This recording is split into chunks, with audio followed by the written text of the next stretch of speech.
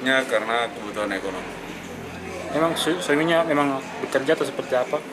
Kalau hasil pemeriksaan, suaminya ini kerja di salah satu perusahaan swasta di Sorowako, di tambang nikel.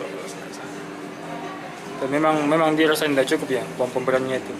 Itu yang masih kita dalami, apa motifnya, apakah memang betul-betul kekurangan ekonomi, karena suaminya ini dia punya gaji lumayan di sana. Jadi kirimannya itu per bulan antara 2 juta sampai dengan 3 juta rupiah. Ini sudah berapa kali dia melakukan? Pengakuannya kepada kami baru kali ini, tapi masih terus kami dalami.